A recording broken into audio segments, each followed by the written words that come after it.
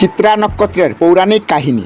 চিত্রগুপ্তকে আমরা সবাই চিনি যমরাজের অ্যাকাউন্টেন্ট বা সহযোগী হিসাবে।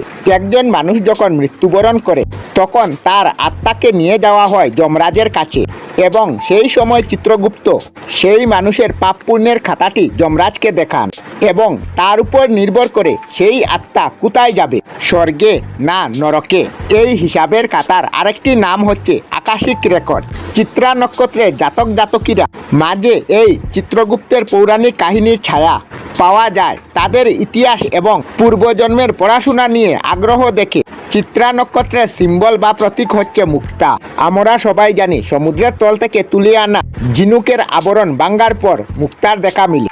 এটা মানুষের ভিতরে যে স্তর বা রত্ন রয়েছে তা প্রকাশ্যে আনার জন্য বহু জন্ম মৃত্যুর সার্কল পার করে তাকে আসতে হয় এই যে আবরণ বা ঝিনুকের মাঝে শেষ ভাঙ্গার প্রক্রিয়াটা।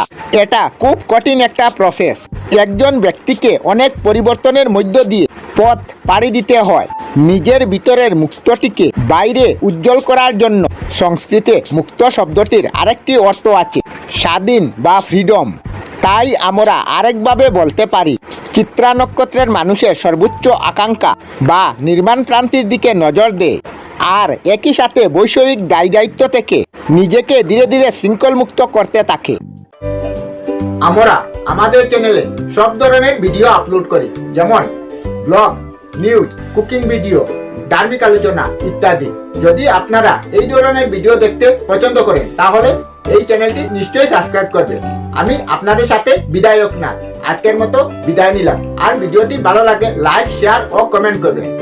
ভিডিওটি সম্পূর্ণ দেখার জন্য অশেষ ধন্যবাদ।